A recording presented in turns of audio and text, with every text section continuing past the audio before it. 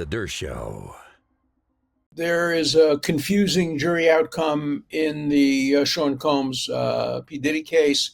Apparently, the jury has reached a verdict on several of the counts. According to news commentators, they have acquitted him on those counts. That's surprising in light of the videotape that we saw of him, beating.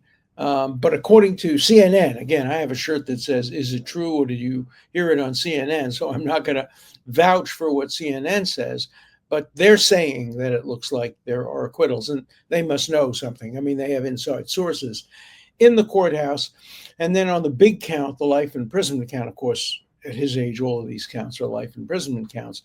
But the life imprisonment count, the conspiracy, RICO, sex trafficking, all of that, apparently there is a split verdict, and the jury can't decide, and the judge has sent them back to deliberate. I don't ever agree with that. I think if a jury tells you they can't decide, that's the end of the case. Judges shouldn't put pressure on jurors to decide. A non-verdict is a verdict. And under the Constitution, the government has the burden of proving the case beyond a reasonable doubt. And if they don't do it, the first shot, that's the end of it. Now, they do have a chance to retry it if there's a hung jury. And if there is a hung jury, the judge should allow it to be a hung jury. Now, of course, there is discretion. The judge can say, look, I'm going to take the counts on which there's unanimity, and we'll see whether they're acquittals or convictions, according to CNN, acquittals, and then we'll decide to send them back to deliberate or declare a hung jury on the other counts.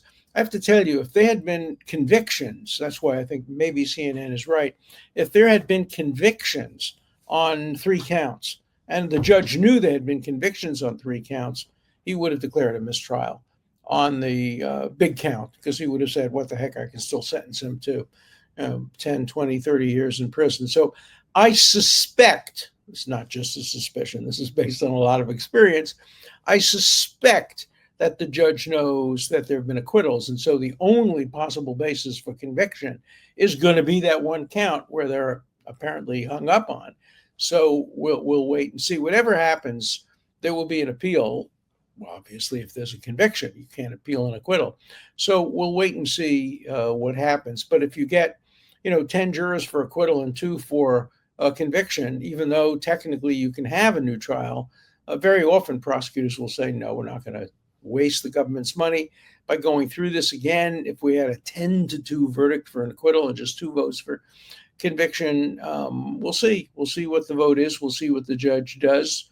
And we'll see what the defense does. There's a lot of moving parts at this point, and I hate to speculate about incomplete jury verdicts, but there's enough information here to give us a little bit more than speculation.